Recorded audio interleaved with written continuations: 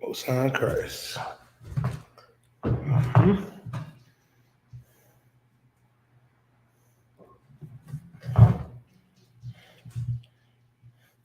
All right. All right.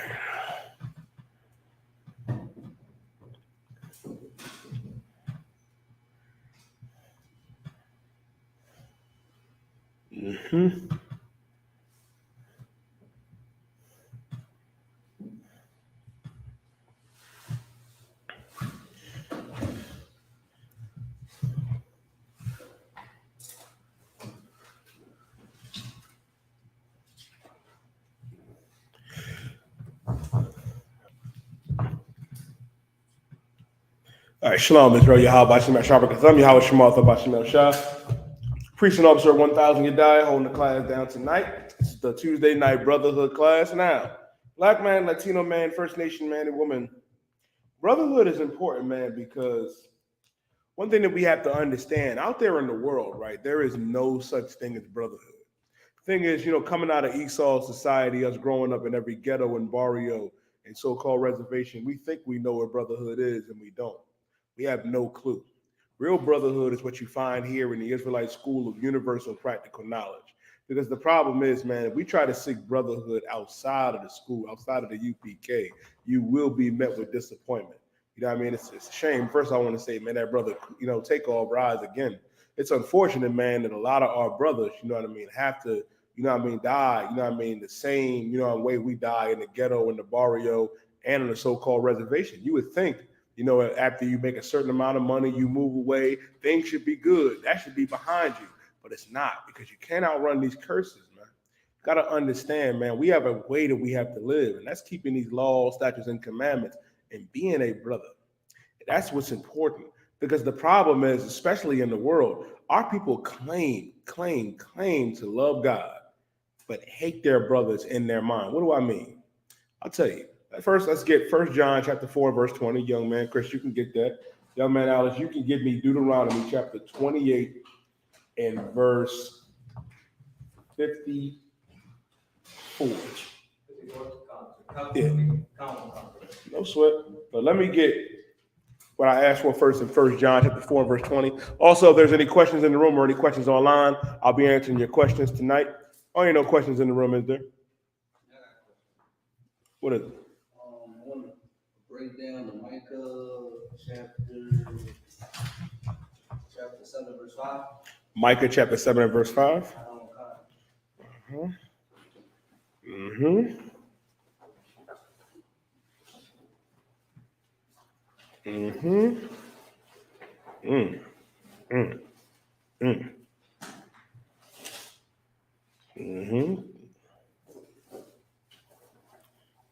Oh, this is good. This is good. As a matter of fact, this is actually on topic. We can go there first. Micah chapter 7, right? But this is what I want you to do. I want you to go up.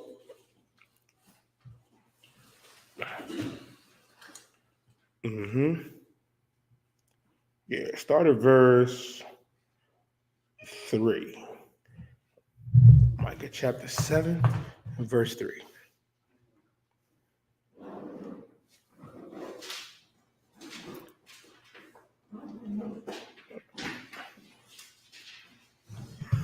This is heavy. Give me the one that what Christ said. Give me that precept what Christ said, where a man's foe shall be of his own house. Give me the precept of this. This is on topic. You know what I'm talking about in Matthew?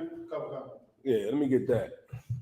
What's heavy about this, man, is that we put our trust, in the wrong people. We do. And what's important, man, to understand what a real friend is, because a lot of us, listen, I'll tell you, confession good for the soul. I came into this truth with a brother, man, who was my friend that I've known for years since high school.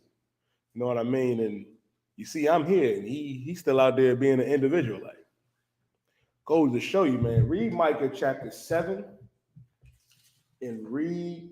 No, you can read verse 5. Micah chapter 7 and verse 5. This is Micah chapter 7, verse 5. Go ahead. Trust ye not in a friend. Trust ye not in a friend. Now, you got to understand, man, what you need to understand. The scriptures also say, you know what I mean? By give me the one in the Apocrypha said where a brother, you know what I mean, in that verse, where, you know what I mean, where a friend cannot be known in prosperity. Let me get that. This is what we got to realize too. When it's saying trust ye not in a friend, meaning you can't trust every friend. You can't. And we all know that. We knew that in the world. We knew you had some, you had some homies that'd sleep with your girl if you left your girl around them. You had certain friends, you know what I mean, you couldn't leave your family around or whatever. It says trust you not in a friend. You got to be careful who you put your trust into. Because a lot of the times we put our trust in the wrong people. And which is heavy, man. Like a lot of times, you know what I mean, we are friends with certain people by circumstance because we grew up in the same neighborhoods, went to the same schools. And then a lot of the times, man, you trusted in a certain friend, but that friend can lead you down a path of sin. Like you a young brother trying to come up in this truth, man, and your homies in the world is like, yo, we getting high tonight or what? Or you gonna go put on that all black and go to class with them crazy niggas in that cult. How do I know that? I went through something very similar. I was out with friends in the world, chilling, playing the game. I was like, all right, I'm about to go to class. Yeah, why don't y'all come with me? They're like, no, we about to spark up. I was like, nope. I'd rather serve the Lord. And they contended with me, brother. They contended with me on that. But I was the longest walk to class ever. But it was an amazing day for me. I got my name that day. Just, you know what I mean? I couldn't me thinking back on it was just amazing. I was already, you know what I mean, coming to class consistently as a young brother. But the fact is, man, it also goes into something else that I'm going to go over tonight, is that you got to prepare yourself for temptation. Because you are going to be tried by family and friends in the world. They are going to try you. They are going to do everything in their power to try to get you up out of these classes. Something that Captain of 10,000 and Majid Shah would always tell me when I was coming up is that when you come into these doors and change your life and are willing to change your life, throwing that all black, you're out of Satan's hands now. But beforehand, when you was in the world, you was in the palm of Satan's hands. Now that you're starting to change your life and serve God, he has to work 10 times harder to get you back in his hands. He'll use your wife. Yes, he'll use that darling wife that you have that you think is not going to leave you. And she's going to leave you, eh? Slocky. Kids going to leave too. I know. It happened. Listen, it happened to the best of us. Your father and mother, they going to tell you crazy, you in a cult. Them friends that you thought was day one, that you thought was going to die for you and you died for them. You can't trust in them. It says, trust ye not in a friend. Read on. Put ye not confidence in a guide. Put ye not confidence in a guide.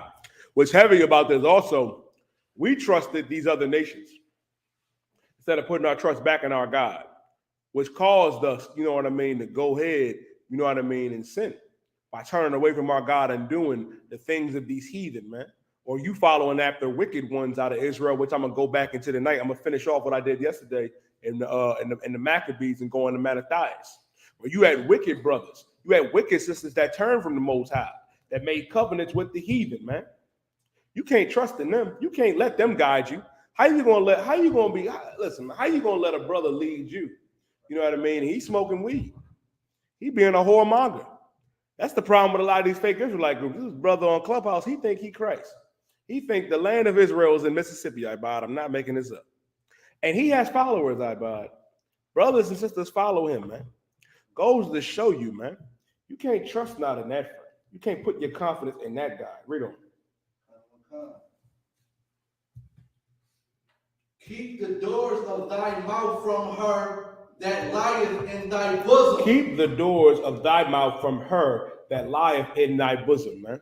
Because here's the thing, the doors of thy mouth, that's talking about, and which is just so heavy. Because your father, your mother, your homie, your homeboy, your homegirl, they are going to be trying to get you. And you got to keep your mouth from them. You got to shut them off because they're going to do everything in their power, especially around Halloween. Your wife is going to want you to stay home and celebrate Halloween with them and baby boy and baby girl. Your family, your mom and auntie, they're going to want you to come over for Thanksgiving and celebrate Christmas. No, you got to keep the doors of thy mouth from them that lie in thy bosom because they are close to it. We're not saying cut your family off completely. I pray they come into the truth. as I pray mine does. But the thing is, man, we got to be careful. Very, very, very careful. And it's about to go into it because that's who Satan is going to use. You think it's just going to be some random brother or sister. No, it's not. And verse 6 is going to explain that. Read on. Verse 6. For the son dishonoreth the father. The son dishonoreth the father. The son dishonoreth the father. Well, we got to realize, man, you got sons going up against their fathers, man. Let's say you got a righteous father and you trying to tell your son and lead them, the path of righteousness, and they just don't want to hear it. They might want to be a homosexual, celebrate Halloween and Thanksgiving. Go ahead, read on.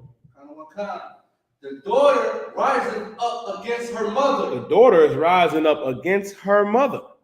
Mother might be a righteous sister, man. You know what I mean? Trying to tell her daughter what's right, but the daughter might want to be a whore.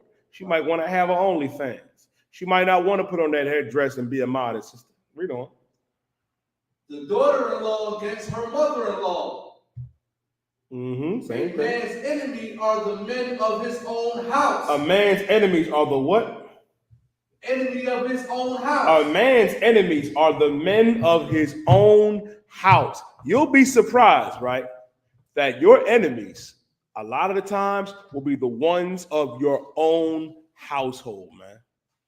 Will be the ones of your own household. They're the ones that are going to come up against you for coming up in this in truth and trying to serve God. Like you trying to change your life. Like understand this, man, which is just so heavy. Like a lot of us know, and a lot of us been through it. I know. Like you could be, we was the weed smoking his ass niggas in the world. It was nothing but John Madden football and hoes coming in and out of mama's house. And we was mama's baby. But as soon as we decided to turn and serve God, mama turned against us. Father turned against you. Your brother turned against you. Your sister turned against you. That's who Satan is going to use. You'd be surprised. Satan will use your own kids, man. Your kids will tell you, well, you didn't get me, Halloween. You didn't let me celebrate Halloween. You didn't let me get Christmas gifts. When they don't realize you're trying to save their damn life by not having them do those things, man. But would they appreciate it now? Because when you turn to serve the Lord, man, your enemies may be of your own household. And what is so heavy about this is in Micah. This is in the so-called Old Testament. I read what you got. Okay. This is the book of Matthew, chapter 10, and verse 36. A man's foes shall be they of his own house. A man's what? Foes. A man's foes shall be of his own household. Christ was quoting Micah, man, because Christ understood the law. Christ understood, man, that everything written aforetime was written for our learning. This is Christ speaking right here, right, Ibad? And he's saying the same thing. A man's foes shall what be? Read it again. Okay.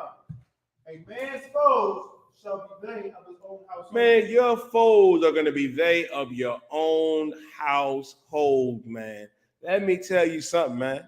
When I told my father, may he rise again, man, I'm glad I was able to make peace with him before he went. But, man, for years, my short time in the street, my father contended with me. I told my father I was going to serve the Lord and join the I.S.U.P.K. I done just became a trooper and everything. My father took the Quran, man, and threw it at me. I said, God damn. I said, God damn, OG. Is it that deep? Go to show you, your foes are going to be of your own household. Like you think you coming to serve the Lord, man. Your mother will be proud of that. Your father will be proud of it. Your wife will be delightful of it. Hell no. You coming to serve the Lord, man. Your family going to be like, nigga, what? They would rather you be the same brother that was out there getting high and being violent, being a whoremonger, or a homosexual, or just a deviant. They'd rather that. But they don't, which is heavy, man. And that's who Satan will use. That's why it's important, especially around this time, to stay strong. There any more, Ibad? All right, give me the other one. Okay. Give me the other one. This is the book of Ecclesiasticus, chapter 12, verse 8. A friend cannot be known in prosperity. Listen, man, a friend cannot be known in prosperity. You want to know how you have a great friend? You want to know how you got a brother or a sister that really give a damn about you? You could not know a friend in prosperity. This is about to cut all of your so-called friends in the world, man. All of them that you think is your day one niggas that you think will always be there for you. A friend cannot be known in prosperity. Meaning, if I'm up all the time, right? I got money, I'm balling. You know what I mean? I can't know a real friend. Want to know why? Because when you're up all the time and you're doing this, that, and the third, everybody's going to want to be your friend. Everybody's going to want to be down with you. But this is how you know who really gives a damn about you. This is how you know who really cares about you, black man, Latino man, First Nation man and woman. Read on. Okay. A friend cannot be known in prosperity, and an enemy cannot be hidden in adversity. And an enemy cannot be hidden in adversity. What does that mean, man?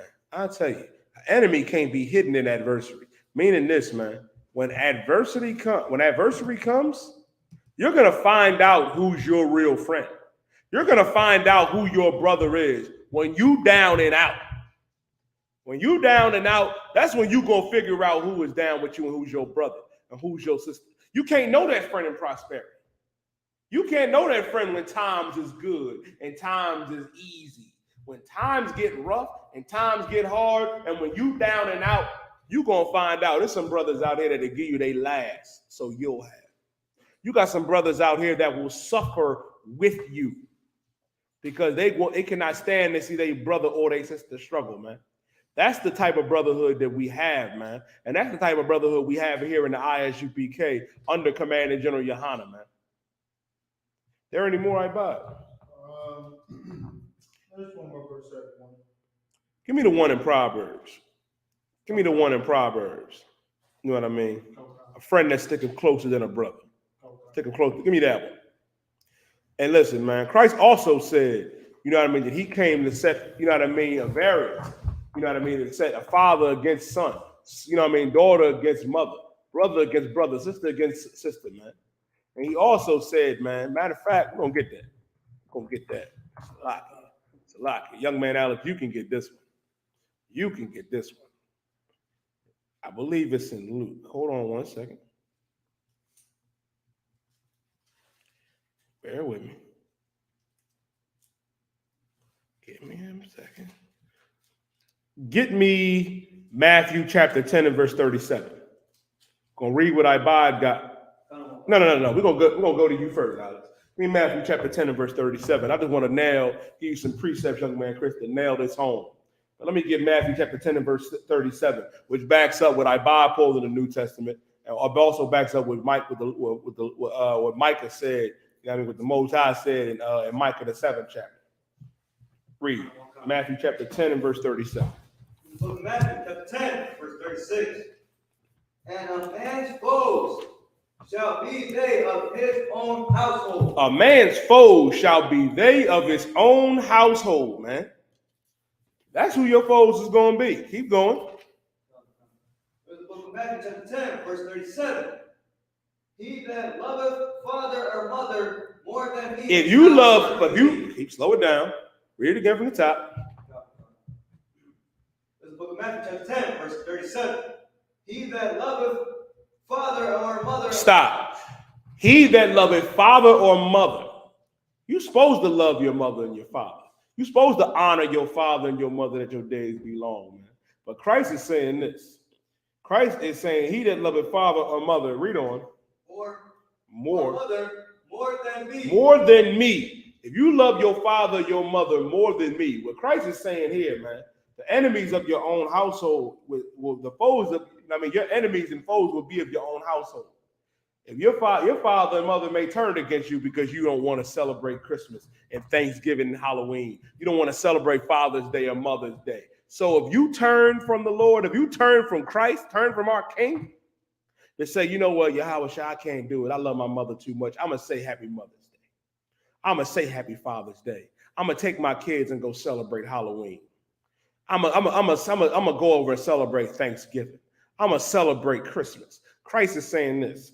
He that loveth father or mother more than me, read on. Than me is not worthy of me. It's not what? Worthy of me. It's not worthy of me. Meaning you're not worthy of our King, Yahweh Shah Mashiach. If you're going to fold, you know what I mean, and bend, you know what I mean, to that wickedness, man. You know what I mean? And you love your father and your mother more than Christ. Ain't nothing wrong with loving your father or your mother. But you know how you express real love to your mother and your father? When they want to do wicked, by not wishing them a happy birthday, by not celebrating Halloween, by not celebrating Christmas, by not being in that Christian church or that Muslim mosque, and not doing the things that they doing that's of the world. That's the best love you can give them. And the greatest love about that is showing that you love our King and you understand and love the sacrifice that he made so we can change, man, and come back into this truth. And it ain't just father or mother. Oh, no, it ain't just mommy and daddy. Read on. And he that taketh not his cross. Hold on. No, read on from it's not worthy of me.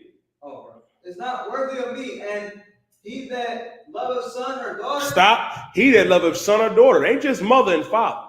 A lot of us got kids. A lot of us got kids. And this is another one too. It ain't just mommy and daddy.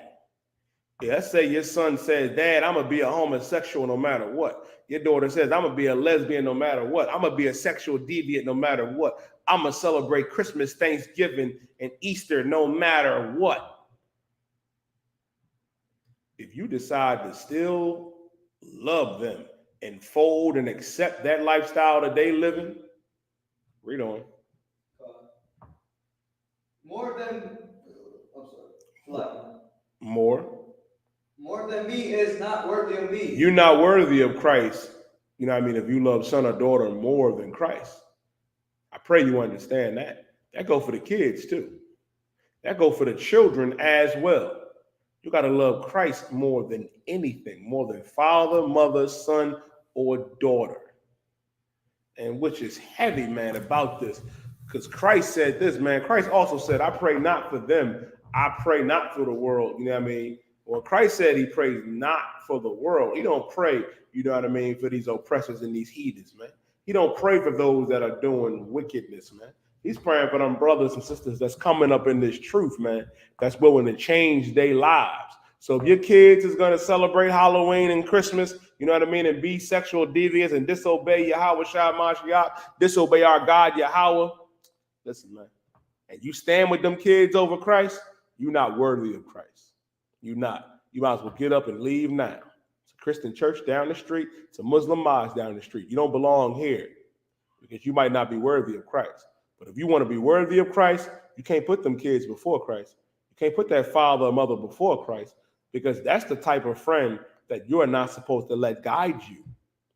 You'll fall into destruction trying to follow after them and please them. When Officer Morale was bringing out yesterday was so heavy. The whole duty of man is to keep the commandments, to do what God said to do. Christ ain't do away with these commandments, man. That's what's so important. Now, go back to Micah, right? Because I want you to read the verse after where we left off, which is going to nail it home even further. I'm glad you asked this question because this is an excellent question, Chris, because a lot of our brothers and sisters turn weak because of this. Because, you know, you got family and friends in the world that you love. We love daddy. We love mama. We love Ray Ray. We love Shanika. We love our kids. We love the big homies and little sisters and brothers, man. But listen, man, you can't fold to them. You can't let them guide you if they out here doing the wrong thing in the world. No, man. The best type of love you can give them is by continuing to rock that all black and showing and proving that you're willing to change your life because they're watching.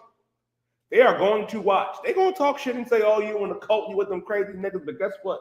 They're going to watch you like a hawk and respect you on the low for what you're doing. They'll never express it out loud. But best believe they will understand and respect it one day.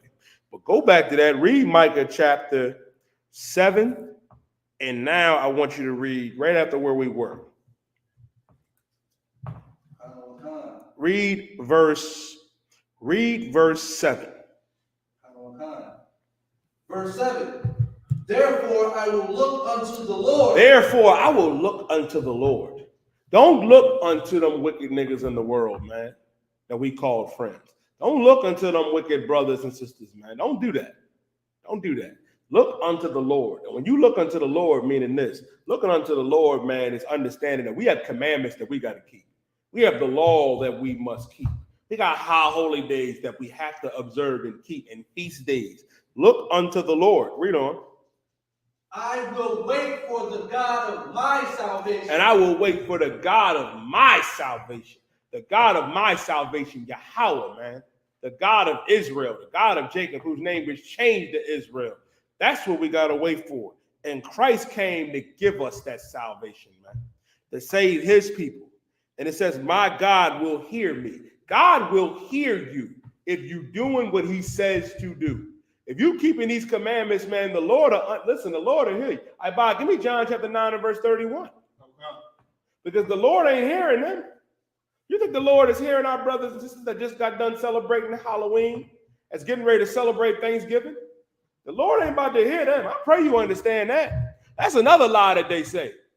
Like we're going to go back to 1 John 4 and verse 20 about the brothers that claim they love God and know him. This is another one that go along with that. People claim all the time, well, God will still love me if I smoke weed. God will still love me if I celebrate Halloween. It's just one day. God will still love me if I celebrate Thanksgiving. No, the hell he not. Because God's love is very conditional. But God will hear you if you're doing what he said to do. Because our whole duty is keeping God's commandments. That's the whole duty of every Black, Latino, and First Nation man and woman. But read what you got. Read John chapter 9 and verse 31. Okay. This is the book of John, the 9 verse 31. Go ahead.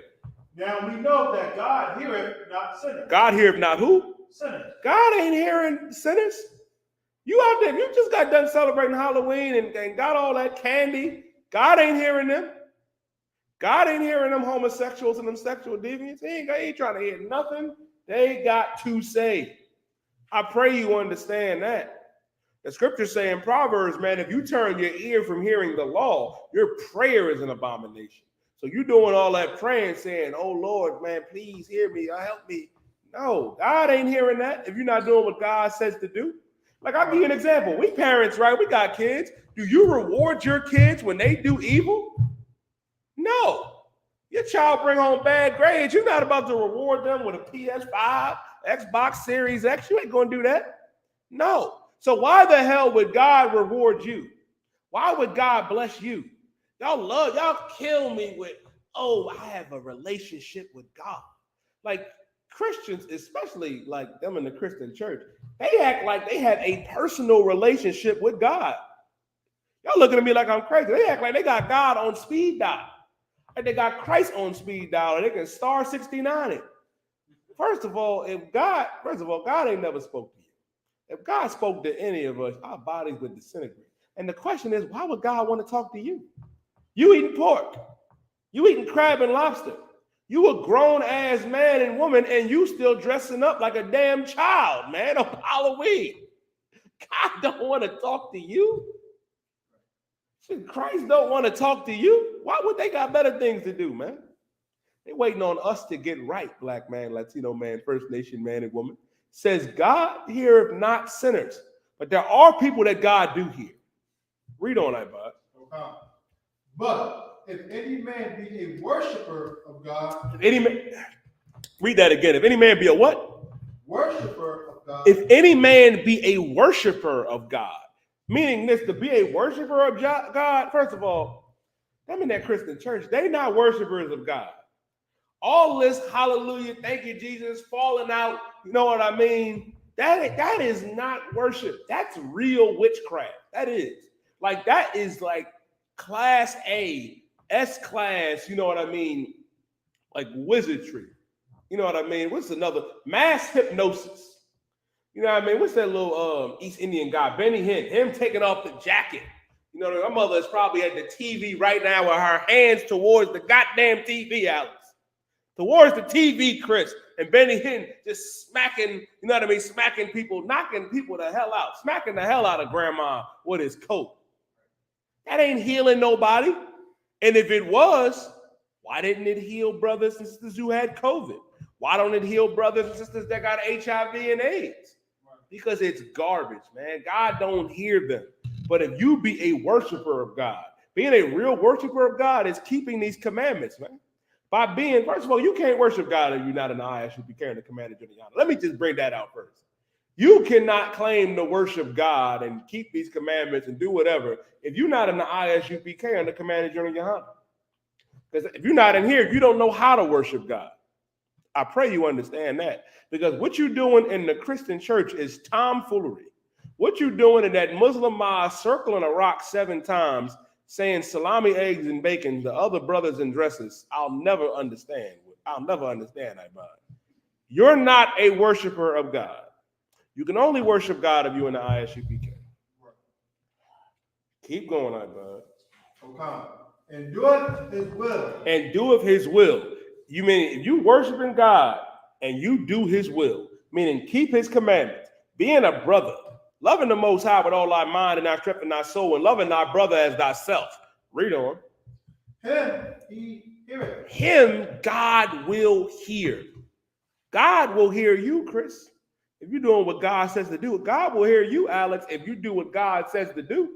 You know what I mean? I pray you understand that. That's who God is going to hear.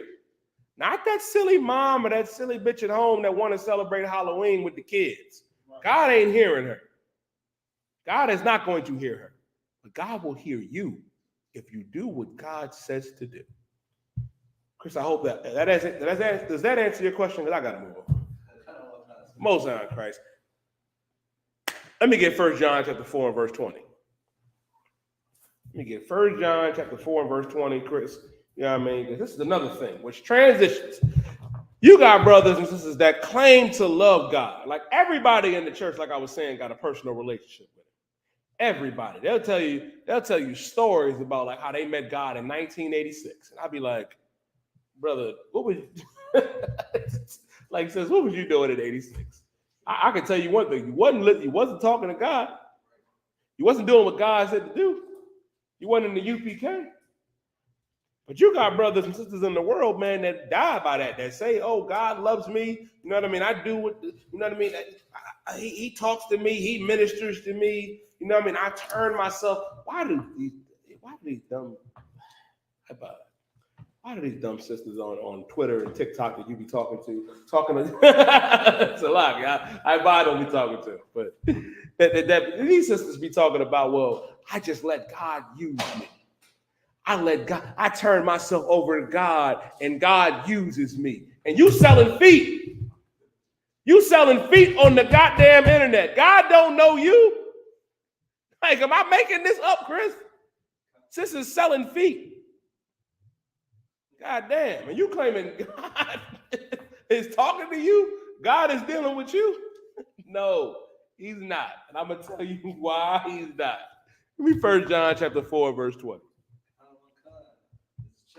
1 John chapter 4, verse 20. If a man say, I love God. If a man say, I love God, because everybody says they love God. Everybody does. You can go outside and ask 10 people. I'm willing to wager 9 of them will say, I love God. Read on. And hateth his brother. And hateth his brother. And I'll even guarantee you'll find out of that same number that say they love God, but it's a brother they hate right now. It's a sister they hating on right now. So I love God. I love Jesus. And Jesus is not God for you Christians out there. He's not. But y'all love to say it. I love God. I love Jesus. Oh, Ray, oh, that nigga ain't this. That nigga owe me $20. You hate Ray. But you love God? If a man say, I love God and hateth his brother, read on.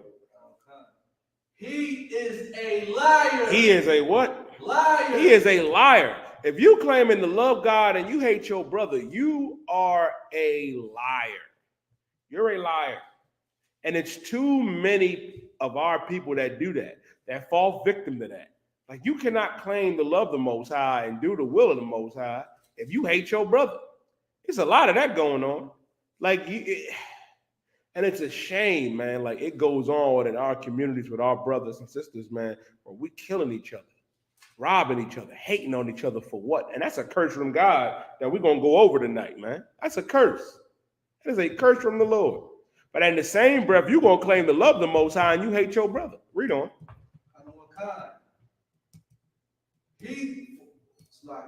For he that loveth not his brother whom he hath seen. He that loveth not his brother whom he hath seen. You see your brother every day. You do. And you hate him. And go for you, sister. So you see that sister every day and you hate her. And this is who you see. That's why we got to have more compassion with one another, man. We have to be more brotherly to each other. And that comes in many different forms. Sometimes it comes, you know what I mean, in sternness. Sometimes you got to be, you know what I mean, gentleman, you know what I mean, with a brother or sister. You know what I mean? But understand this, man. Understand this, which is important. You can't hate your brother. That's a sin to hate your brother. It is a sin to hate your sister. Like brothers do it all the time, but brother, you sitting up here, y'all playing dice. Like, and it's a damn shame what happened to take off, man. What happened to that brother? Like y'all out there, you first of all, you at a Halloween party. You shouldn't be at the Halloween party. Shouldn't be at it. We tell Israel every year, man, if you keep celebrating these holidays, man, the Lord gonna punish our people, man. You out there at this Halloween party shooting dice, you know what I mean? Ain't no brotherhood. You get upset, and now a gun gets pulled out, and you get hit by a stray bullet. Now you dead, man. You take off rise again. But here's the thing. And the U.P.K. and Captain Ariel brought this out. I don't know if y'all know this. We party. We was down there in Houston, Texas, man, having a ball with the mariachi band. Give a shout out to, you know what I mean, the Commander Gen.YAHANNA and Captain ISUP, man, doing it up, man, at the South Regional Cookout. Had the mariachi band out there, Israel out there singing, and we was playing dice. We playing dice too. Y'all looking at me like, we play dice too. Yeah, we do that. And guess what? You know what we don't do? We don't kill each other when a brother loses. Right. We don't get upset and get in each other's faces, man, and hate each other. You know what I mean? When the dice don't go the other way, man. You don't do that. We go out, you know what I mean? We go out and party with one another, man. Go out to the club. We ain't in the strip club like your fake Israelite groups. Fake Israelites, they go to the strip club, Chris, with money on the floor. We don't do that. I pray you understand. But we go out there, we party, we shoot dice, we play, you know, we play the game with each other. You know what I mean? And that's the thing. Only in the U.P.K. where blacks, Latinos, and First Nation men and women can come together and party and enjoy each other's company, and it ain't no violence. Ain't nobody dying because we're doing what the Lord said to do. Because we love our brothers. Who, you know why? Because we see them. I see you, Chris. I see you, Alex. I see you, Iba. We see each other. And it's important, man, to have that compassion and love for one another, because if we don't, we ain't going to be no different than these other nations, man. We ain't going to be no different, you know what I mean, and which is so heavy. They love to talk about, oh, the black on black crime and Latino on Latino crime. Oppressors kill each other too. East Indians kill each other too. Chinese kill each other too. But our God told us that we can't do those things, man. Right. That you can't be angry with your brother without a cause. That you can't kill your brother, man. Right. Like you, and that's the thing, man. Our God gave us the wherewithal with these laws, statutes, and commandments, and commanded us to love one another. Christ took it a step further, man. And you got an issue with a brother, pull that brother to the side. Don't go to the internet. Don't go to another brother talking mess about them, talking trash about them. You love that brother, man, pull him to the side. Pull that sister to the side too, man. That's real brotherhood. And that's what's lost in transition today. That's what's lost in transition. Because Israel don't do that in the world, man. They don't do that. Because it's easy to go to the internet or go to another brother and cause and keep conflict going. And then you wonder why these things happen, man. When they shouldn't happen. They shouldn't.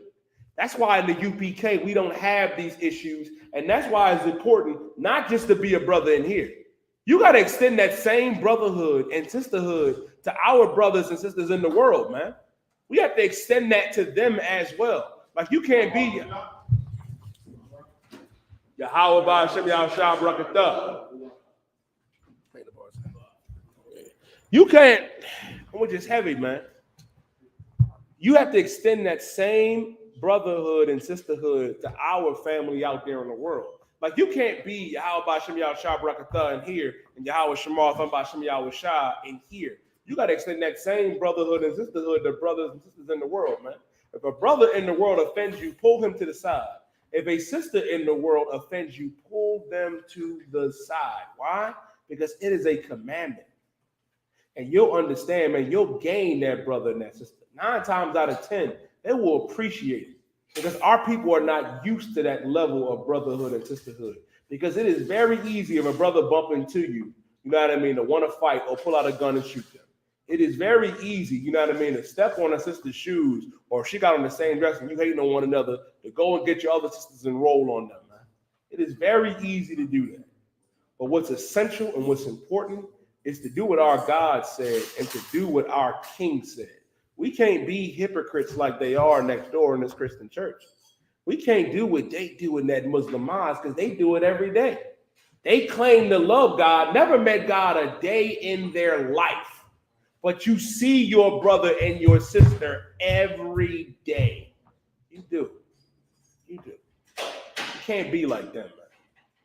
You can't be like them. You see that brother every day. You see that sister every day. Read on. How can he love God whom he have not seen? You ain't never seen or met God a day in your life. You haven't. You haven't. Because if you did, you wouldn't be selling pictures of yourself on the internet. If you did, you wouldn't be selling drugs to your brothers and your sisters. You wouldn't be doing that. You wouldn't be wanting to murder each other, man, in cold blood. You wouldn't want to hate on one another. You ain't never met the Lord a day in your life, man. But you met your brother. You see that brother and that sister every day. And understand this, man, more importantly, man, this is a curse from God that we are under. Like Officer Morale went into the curse yesterday. I want to touch on it too. Alex, let me get Deuteronomy chapter 28 and verse 54. This is why a lot of this hatred happens between our people, man. Because it's a curse. Because, as a matter of fact, before you get that, right, I'm gonna give everybody a refresher. I know Officer Morale went over it yesterday. I want to go over it again. Start at Deuteronomy chapter 28 and verse 15. Because the Lord said in Deuteronomy 28 and verse 1 that if we keep and observe these commandments, man, we will be blessed above all nations. Right. However, because our God's love is very conditional, if we disobey them, give me Deuteronomy chapter 28 and verse 15. The book of Deuteronomy chapter 28, verse 15. Go ahead. But it shall come to pass, if thou wilt not hearken unto the voice of the Lord. Man, it said it shall come to pass if thou wilt not hearken unto the voice of the Lord.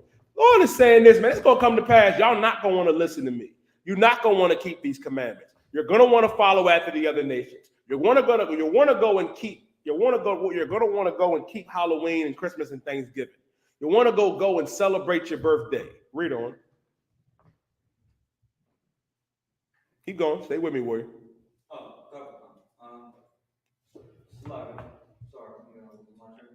The book of Deuteronomy, chapter 28, verse 15. Unto the voice of the Lord, thee God, to observe to do all his commandments. Not some of his commandments, not a little bit, but what? All of his commandments. All of his commandments, man. We got to keep all of his commandments. And it's a commandment to love your brother.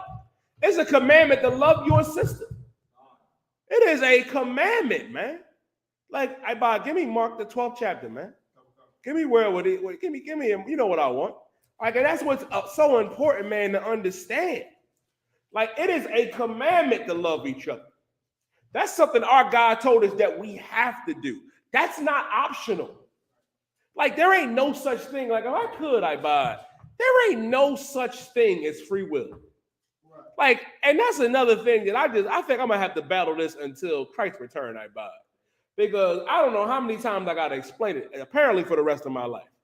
There is no such thing as free will. It's either do what God says or you die. Right. Does that sound like free will to you? Like, no, it's not. Like, you'll rather choose death, and believe it or not, our brothers and sisters choose death. And it ain't just that physical death with that knee getting put on our neck, or the oppressor coming in our homes and murdering us in cold blood or killing us in a park. It's that spiritual death, because we're spiritually dead right now, man. We are spiritually dead. Keep going. To do all his commandments. Stay with me, huh?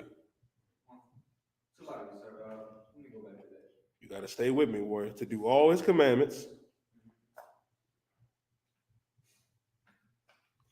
To do all his commandments and his statutes, which I command thee this day. Go ahead. That all these curses shall come upon thee and overtake That thee. all these curses shall come upon thee and overtake thee, man. Now let me show you what one of these curses is. It said all these curses. If you ever thought that, damn, it may feel like that we are cursed. It may feel like no matter how much money I make, no matter how much, how many cars I buy and I move out my state. Like imagine, like look at that brother, you know what I mean? P&P Rock. You growing up in Northeast Philly, North Philadelphia, man, making it out the slums, out the ghetto. And you doing it big in Hollywood, Los Angeles, and you still go out like the regular brother in the hood, man. Same thing with Takeoff. May our brothers rise again in this truth, man, and keep the commandments and come into this truth when they come back on this earth, man, because the regeneration is real. Right. But understand this, man. You cannot avoid these curses, man. Like they always tell us, we can't run away from our problems. You cannot run away from these curses of God if you're not doing what God said to do. Right. There ain't no brother that fast. It ain't no sister that fast. Usain Bolt, that brother as fast as he is, he may be able to outrun a cheetah, but you can't outrun these curses. Why not turn to righteousness and make them curses none and void? That's what we're doing in the I.S.U.P.K and the Commander General Yohanna. That's what we're doing. You got to understand this, man. You got to choose life. You got to choose the one to be blessed versus to be cursed. Because these curses, man, they rough. They are rough that are befalling our people. And this is one of the roughest ones. Read Deuteronomy chapter 28 and verse 54.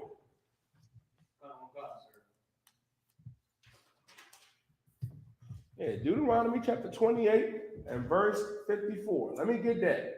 This is the book of Deuteronomy, chapter 28, verse 54. Go ahead. So that the man that is tender among you. Stop. So that the man that is tender among you, stay where you at too. Stay with me. Understand this.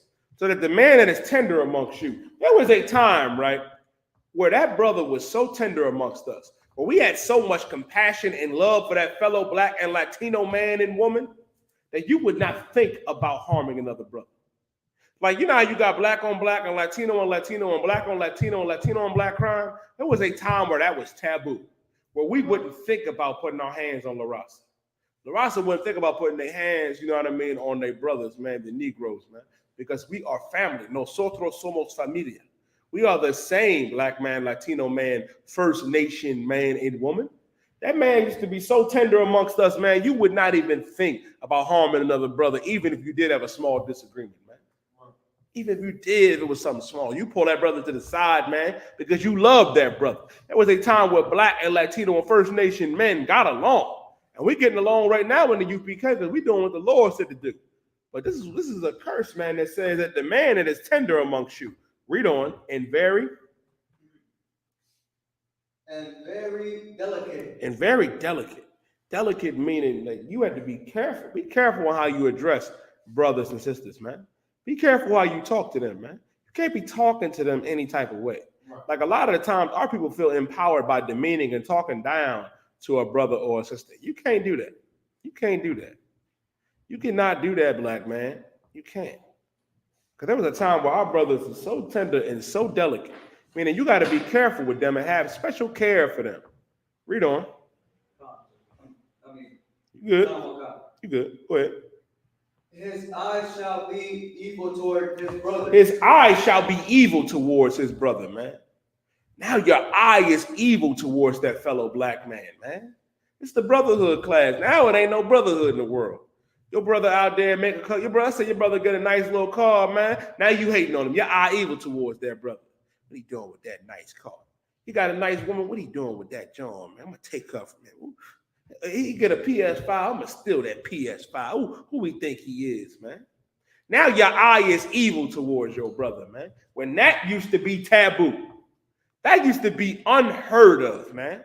Because of the love we are supposed to have for one another, man, as blacks and Latinos and Native American Indians, man.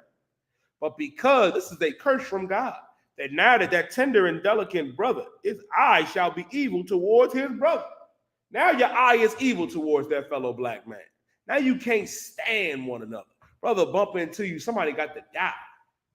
Somebody look at you the wrong way, you got to fight, man. And what brothers don't realize, man, the punishment, you're going to regret it later. The brother that did that, man, he is going to regret it. Every brother that kills another brother, man, he eventually regrets it. Whether you in jail, you know what I mean, or something else happening to you, man, you got to live with that for the rest of your life, man, that you did that. And that is a horrible thing, man. When it starts with, damn, maybe I could have just pulled him to the side if a brother offended me. Pull that sister to the side, you know what I mean, that we have an issue. That's why it is important, man, to realize as blacks and Latinos, we got work to do. And in the U.P.K, we are the only ones that are doing this work. I see y'all in them fake Israelite groups. I see y'all, but y'all unbrotherly too. I see y'all on Clubhouse. Y'all all kind. You know what I mean? Oh man, I love I.S.U.P.K, the Gogaball, and all these brothers, man. You know what I mean? Talking a good game. But if you had real love for these brothers in this truth, man, you come back into this truth. You come back. Their eye is low-key evil as well. And you can't have that jealousy. You ain't supposed to be jealous of your brother. Let me explain something to every young brother out there. Let me speak to the young brothers for a minute. And I want you to be very keen to what I'm about to tell you. You can never flex on me. You want to know why you can never flex on me? Because I want you to succeed. I want you to be all you can be. You get a nice car, brother, I'm gonna be right there. God, let's go, brother. You get a nice new wheel, get a beautiful family. I want you to have everything. I do. More importantly, I want you to come in this truth and think like me. To get your brain washed of all of this evil in the world, man. Because America conditions us to hate each other, man. They perpetuate it, man. Like what Kanye was saying in that interview, man, was so heavy.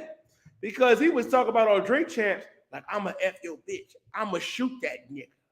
That's another form of anti-Semitism that the so-called Jews do to us. You're promoting violence against other Jews, And the so-called Jew ain't a real Jew. You're perpetuating violence and hatred towards Black and Latino and First Nation men and women and marketing it. That's anti-Semitic.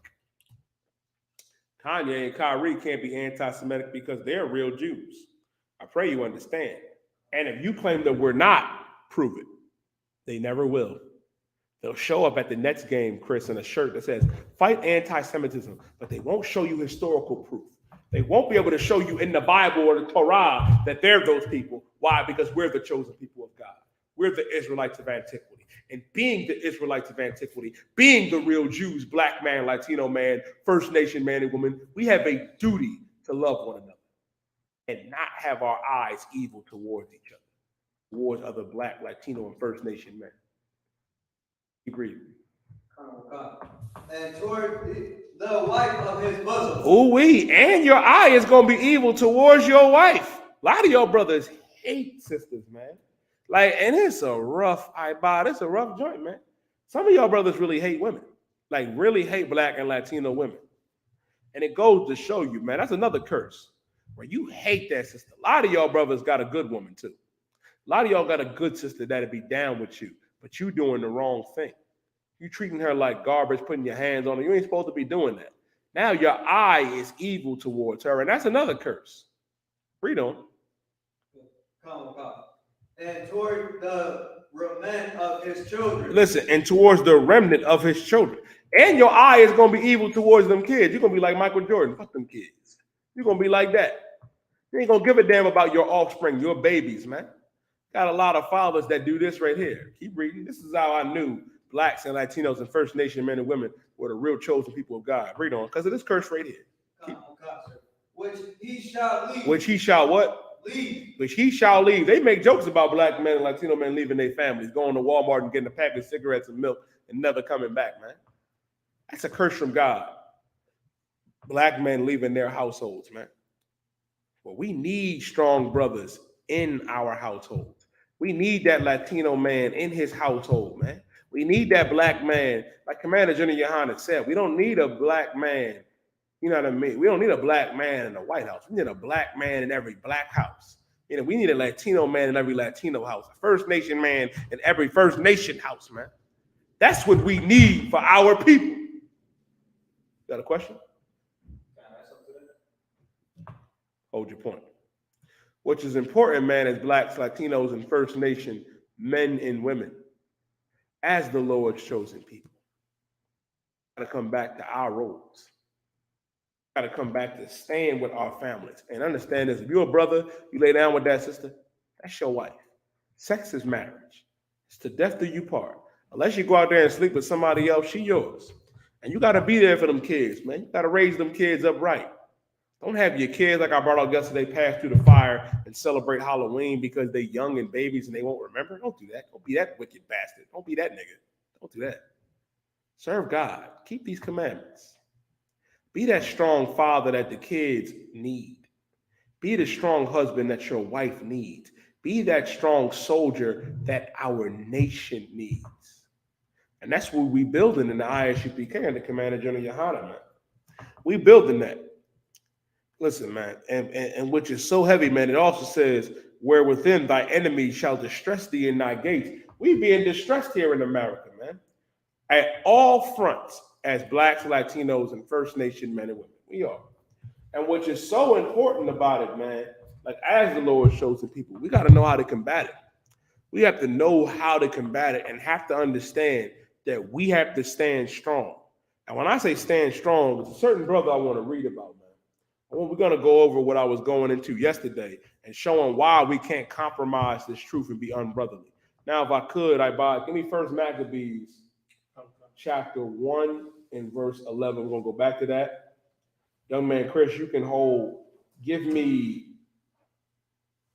First Maccabees chapter 2 and verse 1. Because this is what we need to realize, man. We're about to read about a strong brother, man, that did not compromise, that stood strong. And what we need to realize as the Lord's chosen people, we can do this as well. Too many of our people fold. Before you give me that, can you give me a little bit more strong, brother, for sure.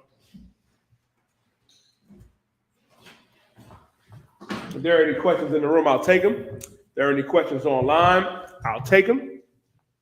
Because this is what's heavy, right? It's very easy to compromise here in America. The fall week in that church, the fall week in that mosque. We can't do that. We don't have that luxury. We have to stand strong. And the best way to stand strong, man, is to realize that the church failed. There ain't no brotherhood in there. We were cast to the curb. We were. They sold us out for a Rolls Royce. That's what they did. They sold us out. They did. They sold us out for a jet. Creflo Dollar, man, did this, and which is just so evil. He said I was wrong about tithes. Wrong about tithes. Took all that money from blacks and Latinos, billions of dollars. You think we're gonna get that money back? Hell no, we ain't gonna get that money back. We ain't gonna see it. We ain't gonna see it. We supposed to just forget about it, like it just never happened. No, man. Why the Lord got something for them. The Lord has something for these wicked pastors that sold our people out. Like Christ said, man, in John the 10th chapter, you know what I mean? They're the hireling. They're not the good shepherd. Christ is the good shepherd. The hireling don't give a damn about the sheep. We're the sheep. We're the sheep. We're the lost sheep of the house of Israel, man. Blacks, Latinos, and so-called Native American and Seminole Indians, man. That's us. That's us. And what we need to realize is this right here. Read First Maccabees chapter 1 and verse 11. Oh God. This is the book of First Maccabees, chapter 1 and verse 11. In those days went there out of Israel wicked men. Those days there were out of Israel wicked men. It was wicked men in Israel, man, that did this. That went out and decided to be wicked. They said, you know what? I ain't gonna jump ahead. Keep going, bud. Oh God. Who persuaded many. Who persuaded many. Meaning this. When it says they persuaded many, they had influence over Israel. T.D. Jakes has influence. Creflo Dollar got influence. Joel Osteen, these devils, man, and these wicked brothers have influence over blacks and Latinos. Farrakhan got influence. They persuaded many. You know how many brothers and sisters is caught up in that Islam? You know how many brothers and sisters is in these fake Israelite groups that's not doing what they supposed to do? Like, I'll give you one that's heavy, right? Everybody mad at Kyrie Irving about posting that link for that movie and documentary in that book, Hebrews the Negroes. And General Hazayan, it's like, we one body, one spirit. He had the same thought I had. I said, how the hell can you have a documentary on Israelites and not have Commander General Yohanna? I said, how the hell do you do that? How do you do that? Because in those days, man, like today, you got wicked Negroes out here, man. You got Uncle Toms out here. Uncle Tomahawk. Shout out Captain Kahan Thum Yah. You got Uncle Tomahawks out here too. You got First Nation, bro. Listen, you could be First Nation and Latino, you got some Uncle Toms amongst us too, man. You do. It was an Issakarite brother that was saying, no more Mexicans. An Issakarite brother. They'll bring taco trucks. I was like, what? I was like, hold up, nigga. Now, brother. Let me tell you something, man. We need more Issakarite brothers over here.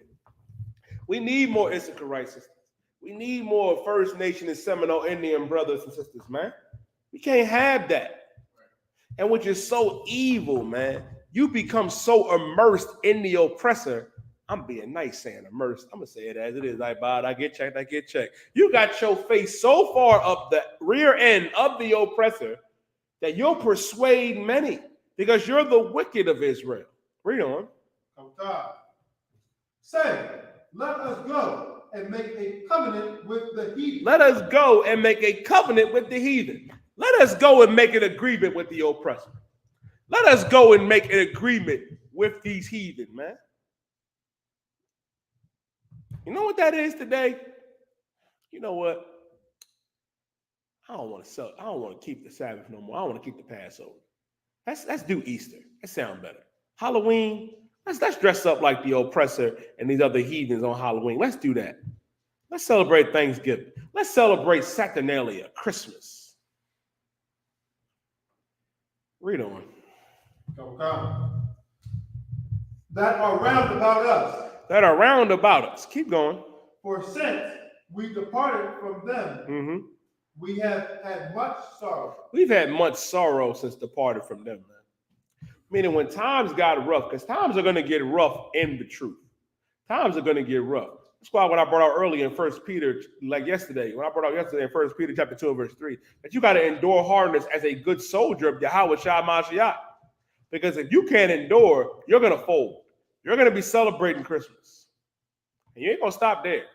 Next thing you know, you're going to be celebrating Thanksgiving, the mass genocide of the North American and Seminole Indians, man, of the tribe of Gad and Reuben. We're all born in the Hebrew. You're going to be celebrating Christmas. Next thing you know, you're going to be smoking weed. And you're going to be smoking crack and fentanyl. Next thing you know, if you're a brother, you're going to have a rod in your mouth. Yeah, it gets that dark. It gets that dark. That's why it's important not to fold and not get weak. Because when you get weak, man, that's when when you get real weak, that's when you are susceptible to fall. Like the scriptures say, a righteous man will fall 7 times to get up. Like if you fall, you got to get your ass back up, black man, Latino man, First Nation man. You can't stay on that ground. You can't stay down and out. It's one thing to be down, but you can't be out. You can't be. Can't be. That's why it is important to understand, man, and look at them as an example of what not to do and what not to be. Because these wicked leaders, I'll give you an example of one. Michael King. Martin Luther King's real name is Michael King. He changed his name to Martin Luther after that evangelical, Martin Luther. And he even said towards his death that I fear I integrated my people in a burning house. But he had that thought late. But early on, he was out there having orgies with white girls and you know what I mean, talking about call me a nigga tonight. You know what I mean? Had no regard for our people, man. Same thing, you know what I mean, in that Islam, man. Don't let Muslims fool you, man. They hate brothers. They sell drugs and Muslims sell drugs every day and all day. They do that. You know what I mean? Muslims killed Abba Bivens, man. Abba Bivens, who taught the 7 heads. And them Muslims was under the direct authority of Malcolm X.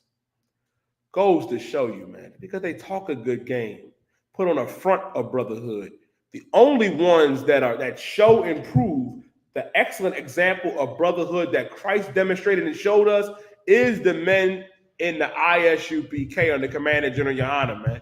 And that sisterhood under command of General Yohanna, man. We doing what our King Yahweh Shah said to do. We exemplify real brotherhood. The Christian church could never. The Muslim mosque could never. Keep going, Abad. Okay.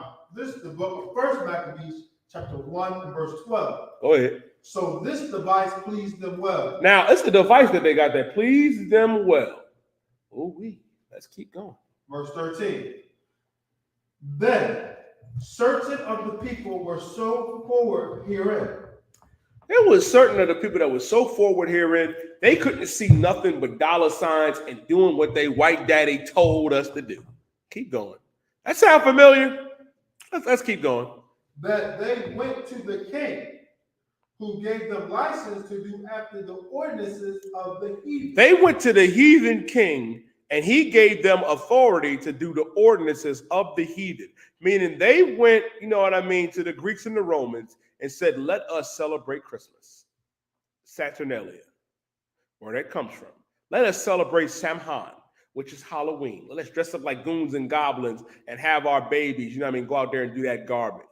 Now you got full authority. You got the license to do the ordinances after the heathens.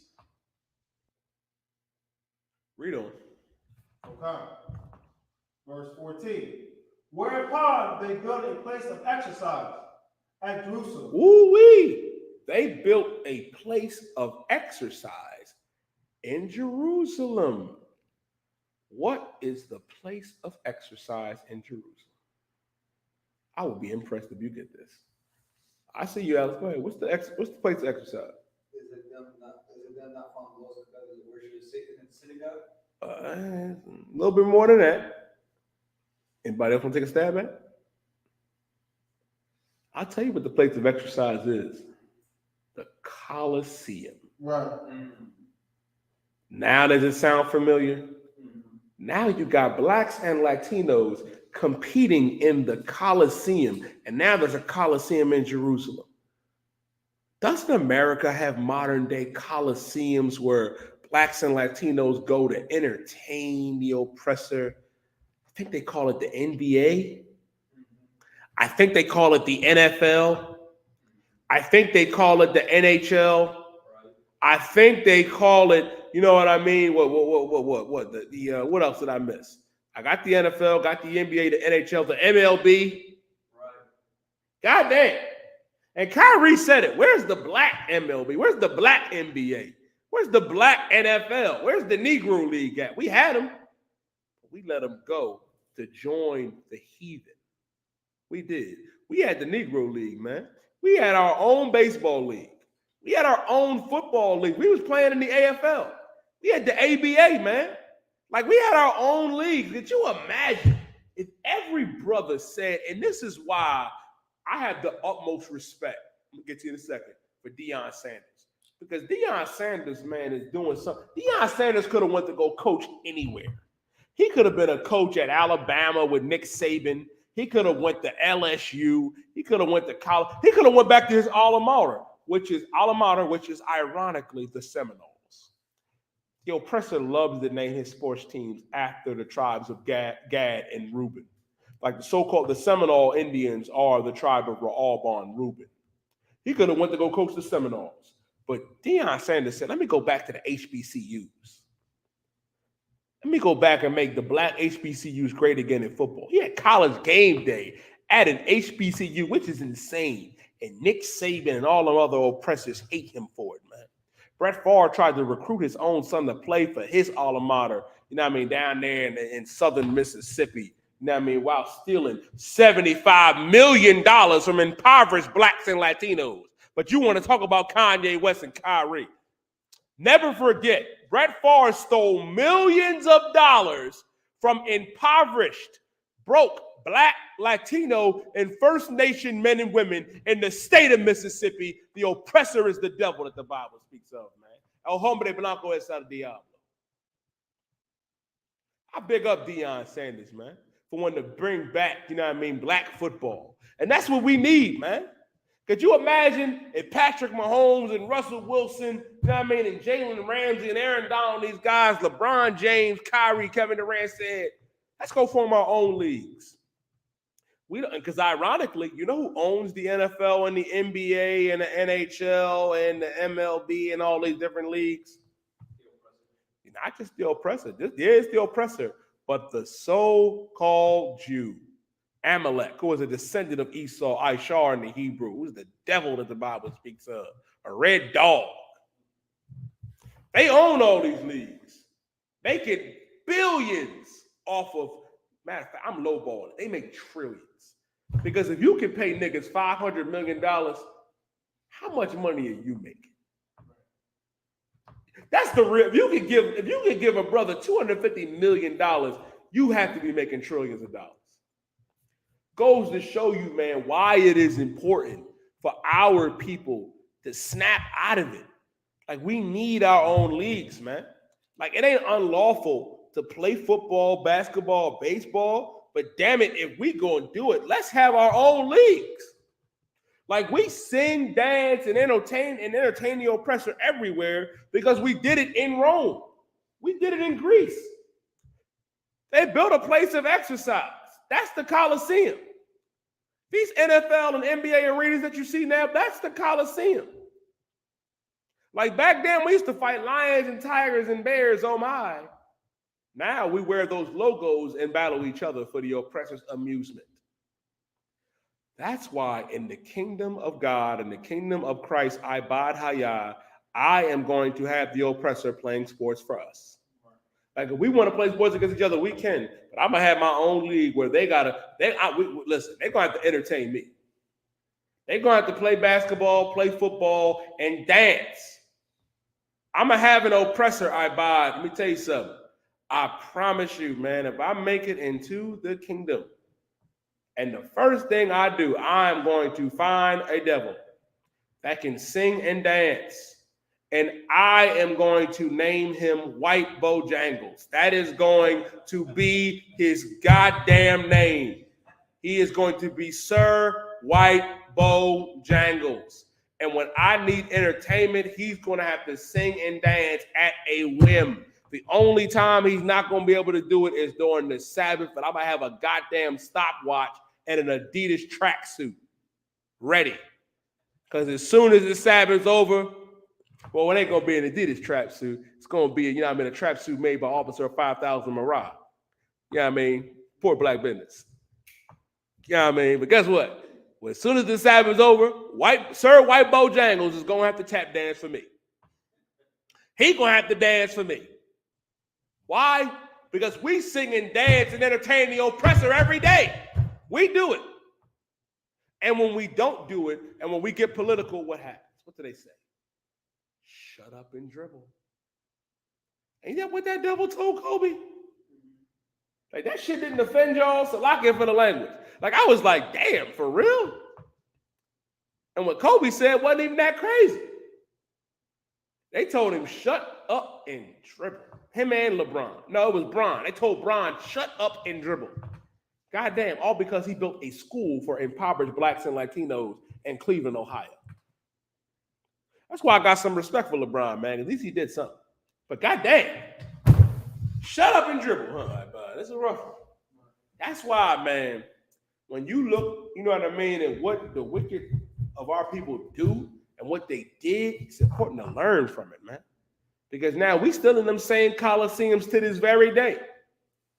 And when you're not entertaining the oppressor, you become public enemy number one. Ask Kyrie Irving. Ask Kanye West. Let's keep going. Verse 13.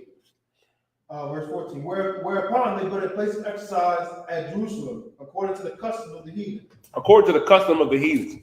Now, they read about Daniel in the lion's den. They read about Samson killing 1,000 Africans with the jawbone of a donkey. They read about David and his mighty men who slew the 2 lion-like men of Moab. Like, picture Ibahaya killing Bruce Lee and Jet Li. which he could do. Not saying he's going to do it, but I'm just saying he's capable of it. I'm just Salaki. But yeah, I mean, so they would throw us in the Coliseum and we'd have to entertain them. We do that now. If you're not singing and dancing for the oppressor and entertaining them, you're no use to them. That's why it is an evil thing, man, to compromise yourself. You know what I mean? If I could, young man Chris, get me Mark chapter 8 and verse 36. Because the problem is our people will give up everything. You got a question? Hold your peace. Hold your point. Well, we got to understand, man, you'll give up everything. You'll give it up to be in the oppressor's world. We can't do that. All right, Bob, we're going to come right back to this. Young man Chris, read what you got. This is Mark chapter 8, verse 36. Go ahead. For what shall it profit a man? What shall it profit a man? What profit do you get? What kind of money do you get from this in particular? Keep going. If he shall gain the whole world. If you gain the whole world, you'll gain everything that you ever wanted in the oppressor's world. You'll get money, power, and fame. That's all niggas want. But what profit a man if he gained the whole world? Read on. And lose his own soul. And lose what? His own soul. And lose his own soul. What profit a man if you gain the entire world? Everything, you know what I mean, that your oppressor daddy would want to give you. Don't you understand that Christ was tempted in this way? Listen, man, Satan brought Christ up on the mountain and said, I will give you all this, all these kingdoms, man. If you bend the knee, if you bow down to me. Christ said, get thee behind me, Satan. Get behind me, man. And we got to do the same thing. What the hell would you want to gain money, power, and fame in the oppressor's world, man? When the oppressor's world is coming to an end. Like, that's what I don't understand. Like, why do you want to glory and revel in being an American when that lifestyle is coming to an end, courtesy of a nigga named Yahawashi Mashiach, our king, the greatest man, a black man to ever walk the earth. Like, Esau is the end of the world, and Jacob is the beginning of that which cometh after. I don't need to be a superstar or a rock star in the white man's world. I'll rather be a brother in my king's world. That will mean more and be more meaningful than any rich that you can get from the oppressor, right, the devil that the Bible speaks of in this world. Like David said, man, I'd rather hold the door in the kingdom of heaven than have trillions of dollars here in America under the oppressor. I'd rather hold the door open in Christ's kingdom. Like, I'd rather sweep the floor. Understand that, man. Understand this. Understand what you're fighting for.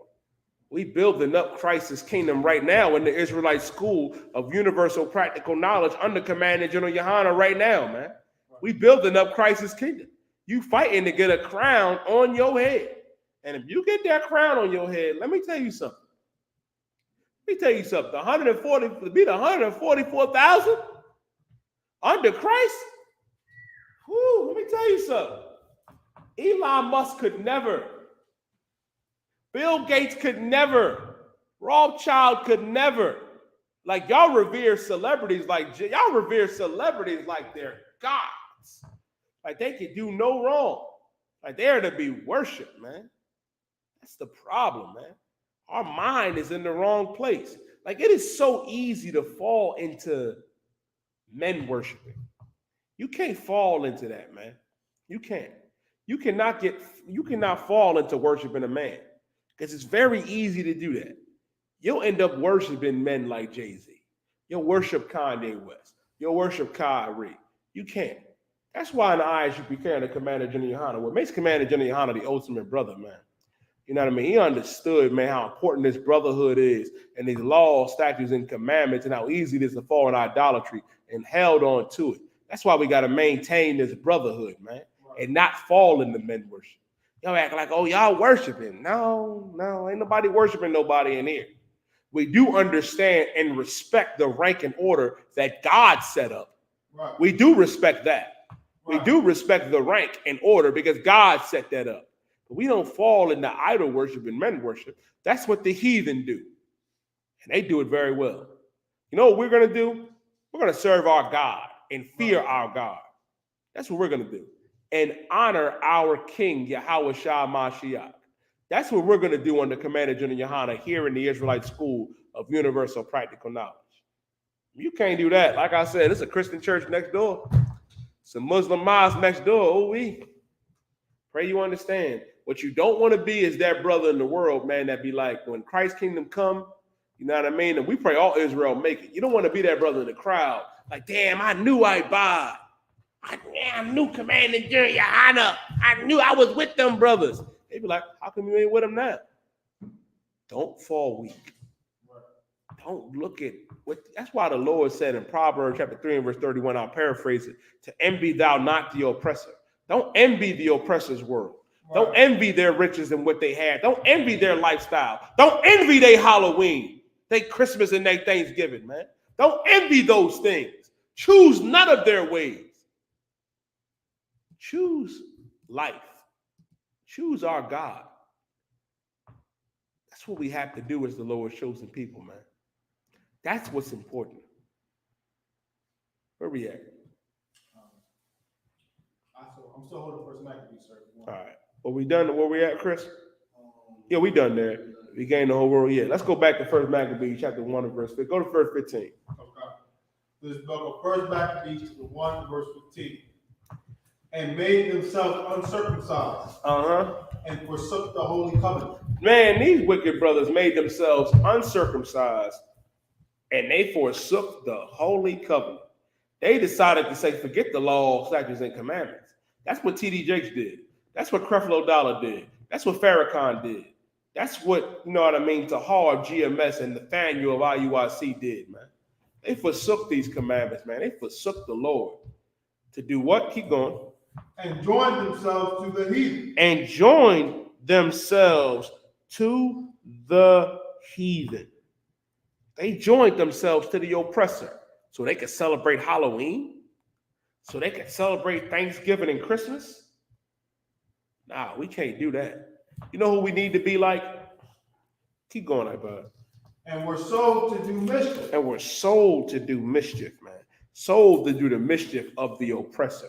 To go out and dress up like ghouls and goblins and whores and dress up and have the kids do it. Don't be gay. Don't be a homosexual. Don't celebrate Halloween, Christmas, or Thanksgiving. Stay strong in this truth like Mattathias. I was going to read about him in a second, man. You got what I asked for, young man Chris, the second Maccabees. Read second Maccabees chapter 1 and verse 1. Chapter 2 and verse 1, Bubba Kashaw. First Maccabees chapter 2 and verse 1. This is First Maccabees chapter 2, verse 1. In those days arose Mattathias, the son of John, the son of Simeon, a priest of the son of Jared, from Jerusalem, and dwelt in Madan. Listen, man, Mattathias, man, was a righteous brother, man. A righteous brother. Right. And there was a time, man, where he was living under the Greeks, and he saw wickedness that was going on with our people. Wickedness that was going on. And Mattathias was hardcore, man. Drop down to verse 6. Verse 6. And when he saw the blasphemies that were committed in Judah, he saw the blasphemies. He saw the blasphemy. Alexa, what is the definition of blasphemy? Blacksmith is usually defined as a person who makes horseshoes and shoots horses. For more. Alexa, what is the definition of blasphemy? Blasphemy is usually defined as impious utterance or action concerning God or sacred things. For more, ask me to give you more definitions for blasphemy. Alexa, stop. Man, you going against the Most High. You going against the Most High. You're going against the law, statutes, and commandments, man. He saw blasphemies that were committed in Judah and Jerusalem. Read on. Verse 7. He said, woe is me. Woe means destruction. He said, destruction is me. Read on. Wherefore was I born to see this misery of my people. I was born to see the misery of my people. Mattathias saw what was going on, man. Our people following after the oppressor. Our people being oppressed by the oppressor, man. The wicked leaders selling us out to them. He saw the misery that befell blacks and Latinos and Native American Indians at this time, man. Read on. And of the holy city, and to dwell there.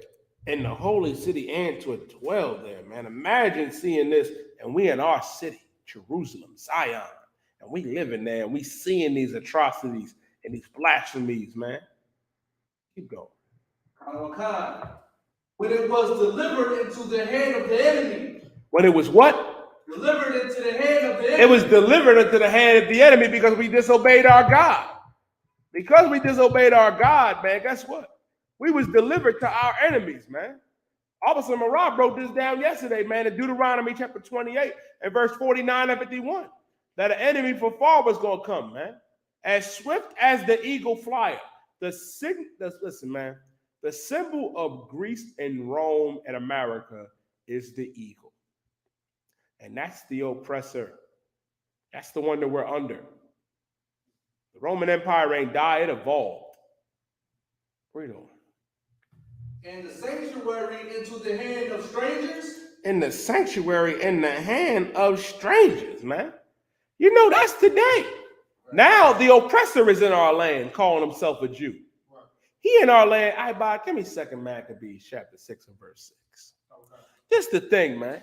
Now the strangers got it. The strangers got it now. And guess what? You can't even say you a Jew today, man. Right. Ask Kyrie. Ask Kanye West. Ask Deshaun Jackson. Ask Nick Cannon. You come out there and declare yourself back to your nationality and your culture and your identity, you're going to be labeled as anti-Semitic. When it's impossible for us to be listen, man, we can't be anti-Semitic. First of all, to be anti-Semitic, man, you know what I mean? Which makes it so ignorant. First of all, it comes from Shem. You're not the only descendants of Shem. The descendants of Shem is also the Chinese, the Arabs, the Japanese. Like, you got other Shemites out here. Right. But who was chosen out of Shem? Abraham, Isaac, and Jacob. The oppressor, the Arabs, the East Indians, the Japanese, and Chinese were not chosen. But blacks and Latinos and Native American Indians, we were the ones that were chosen. I pray you understand that. We're going to come back to where you at. Let me get 2 Maccabees chapter 6 and verse 6. This is the book of 2 Maccabees chapter 6 and verse 6. Neither was it lawful for a man to keep Sabbath days. Man, neither was it lawful for a man to keep Sabbath days. You got to go to the oppressor at your slavery and pull teeth. Like, you got to go out there and wrestle with him and fight him to get off on the Sabbath, man. Because they don't want us to keep the Sabbath. That's why they tell us, oh, no, Sunday's the holy day. Sunday is the day of rest. No, it's not. It's the Sabbath, and that's Saturday. Keep going. Okay. Or ancient feasts. Or ancient feasts. They don't want us to keep our feast days. They don't want us to keep, you know what I mean, the Feast of Hanukkah, which is coming up, man. We're reading about some of the acts of Mattathias and his sons right now, man, which is heavy. They don't want us to remember Hanukkah or Purim. They don't want us to keep our high holy days, man. They don't want us to keep these feast days, but they want you to keep Halloween. They want you to keep Christmas. They want you to keep your birthday and New Year's, which are all satanic. Keep going. Or to profess himself at all to be a Jew. You can't even profess yourself at all to be a Jew. You come out there and say you're a Jew, you get labeled as anti-Semitic. But what I want y'all to do, like General Hyde said, prove it. Prove I'm not a Jew. Prove it. Prove the so-called Negro, Latino, and First Nation and Seminole Indians are not Jews. You can't do it. You can't, because history agrees with us being the Jews. Archaeology agrees with us being the Jews. The ancient script, the scriptures, man, in this Bible, now, man, in this Apocrypha, the records agree with us being Jews. Because we're the real Jews of antiquity, the Jews of old. And you're the devil that the Bible speaks of. Goldberg, Heisenberg, Steinberg, Rosenbaum. You're the devil that the Bible speaks of. They don't want us to come back to our culture and our identity. Do you have a question? Why do they steal our culture so much? Say again? Why do they steal our culture so much? Because the last thing that they want, and I've answered this before, I pay attention more. They do this because they know we're the real Jews. They know. As a matter of fact, give me Revelations chapter 3 and verse 9. We're going to come back to we're going to come back to 2 Maccabees, young man Chris. Give me Revelations chapter 3 and verse 9. Come on. Why do they steal our culture so much? Because they want to be us. Right. They're vagabonds. They're homeless. They don't have an identity. That's why he's called Esau, Ishar, Adawam in the Hebrew, Edom. He is wasted away as he, a red dog. They steal the identity of everybody. Why is it that Brad Pitt is the Mexican? Why is Tom Cruise the last samurai? Because they don't have a culture. Their identity is the devil, the deceiver of the earth, the man of sin. I brought this out before. Right. Read Revelations 3 and verse 9. Book of Revelation 3, verse 9. Behold, I make them of the synagogue of Satan. Christ said, I'll make them of the synagogue of Satan. Synagogue meaning chief house. The so-called Jew is the chief house of Satan.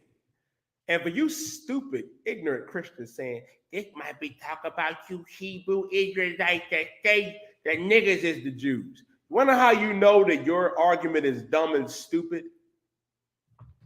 Jewish people don't believe in Christ, dumbass. Right. They don't. You want to know why? Because Christ is calling them out on stealing our identity. That's why he said, I will make them the chief house of Satan. Read on.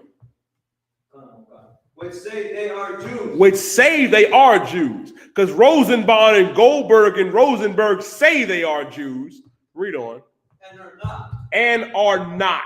We can prove through scripture, through archaeology, through history, through whatever means that blacks and Latinos and so-called First Nation men and women are the true Jews and Israelites of antiquity. We can prove it. And we'll debate, Salakia, we'll battle it to the end of goddamn time and we'll win. But if you ask the so-called Jew to prove he's a Jew, it's because my mommy was Jewish. That ain't in the Bible. God said it's of the seed of your father. That's strike one. Strike two is Jeremiah 14 and verse 2. It says that the Jews are black unto the ground. Different derivatives of black and brown. You break the brown up, you'll see different shades of black and brown. That's strike two. Strike three. First of all, color is all in the Bible. Right. Daniel 7 and 9. Right. Daniel chapter 10 and verse 5 through 6. Right. Christ is a black man. God is a black man in spirit. The angels are black. Right. Joshua was a black man, man. Joshua was a Puerto Rican, man.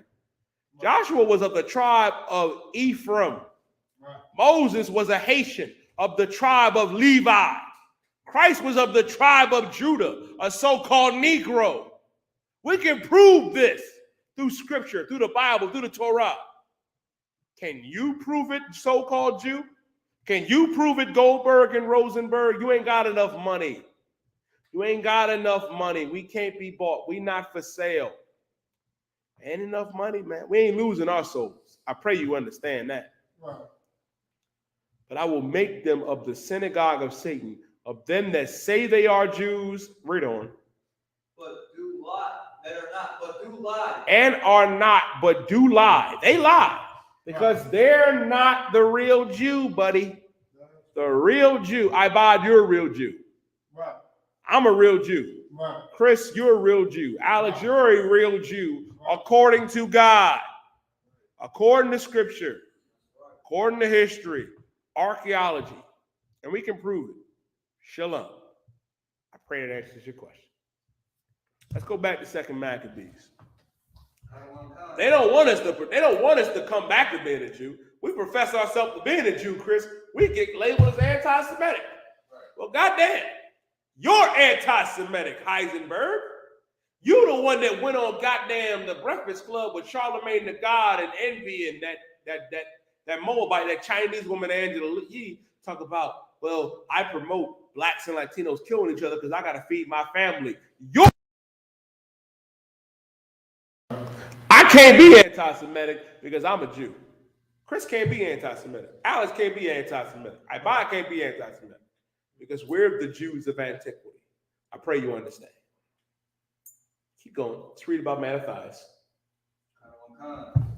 First Maccabees chapter 2, verse 8. Mm-hmm. Her temple was become as a man without glory. Man, our temple was like a man without glory. They robbed us of everything, man. They took the menorah. They took the big gold menorah out, man. Took our gold. Took everything, man. Like, they robbed us of everything. Like, when that abomination, next time I teach on a Thursday, remind me. You know what I mean? Whoever's in the class, remind me. I'm going to go into that. I'm going to hit up Captain Paul C next time I hold down a Thursday class. I'm going to go into that a little bit more in detail about the abomination of desolation, when Christ warned us about what Daniel prophesied, man. That when the Greeks and Romans came, we supposed to get the hell out of town by sundown. But a lot of Israel stayed, man, and went through this persecution. We like a man without, God damn, man. Like her temple has become a man without glory. Like, you know what a man without glory is? Like, let me tell you something that's humbling, right? That's what's heavy. Christ's father, biological father, was Joseph. Right. I mean, the Most High is Christ's father and our father as well. But Christ's biological father, because Christ had an actual daddy, was Joseph. And he was of the tribe of Judah. Joseph was technically the king of Israel, but he was a carpenter. That's being a man without glory. Like, goddamn. You imagine being the king of Israel officially, and you doing carpet work? That's just a small example of that, man. Like, Christ is the king of Israel. And when he walked the earth, only 12 brothers followed him. Right. Out of the 5,000 that came and joined him, they rolled after Christ said, yeah. Bob, which is just so heavy. Like, I ain't even meaning to get this deep. Salaki. But Christ fed thousands. And when Christ started breaking it down, man, we got to keep these commandments. And we can't follow after the oppressor, not keep Halloween and Thanksgiving and Christmas. Brothers walked away from Christ. Right. And Christ had to turn to the 12 and say, are you going to walk away from me too? Like, goddamn. All the miracles our king did. And the greatest sacrifice of all, him giving his life up for us. Right. And brothers walked away from him. That's why when brothers and sisters in the church say they love God and they love Christ, they liars, man. They hated Christ during that time. Right. But here in I.S.U.P.K, we love Christ. We love our king. That's why we do what he said to do. Chris, drop down to verse 15. Matter of fact, read verse 14. Verse 14. Then Mattathias and his sons rent their clothes and put on sackcloth. Man, they rent their clothes and put on sackcloth, brother. They was like, yo, what is going on, man? Them brothers started to fast, rent their clothes, and said, because of all the abominations that was going on in Israel. All the pagan sacrifices, eating the shrimp, crab, pork, and lobster, celebrating Samhain, which is Halloween, and Christmas, which is Saturnalia. It was like, hold up, man, we ain't supposed to be doing this. Them brothers lamented. Them brothers started to fast. Said, we got to turn back to our God for our people's sake. Keep going. And mourn very sore. Mm-hmm. Verse 15. And the meaning, while the king's officers, such as compelled the people to revolt. Man, the king's officers, This heathen king, right? Because the Macedonians was under Alexander the Greek, commonly known throughout the history books as Alexander the Great. That is why this Apocrypha was taken out of the Bible. When King James had the Bible translated in 1611, this Apocrypha was in here. The history of the Romans and the Greeks is right in here. It talks about Malachi. Listen, if you read First Maccabees, and you got to read these scriptures, man. This Apocrypha, read Maccabees, man. Like we call him Alexander the Greek because there wasn't nothing great about that devil, man. He was the devil that the Bible speaks of, man. He talked about too in the Bible. Read Daniel the 7th chapter. I'm gonna break that down too, next time I teach history class. I'm gonna go into all that, which is important, man, to understand that it's in the Bible.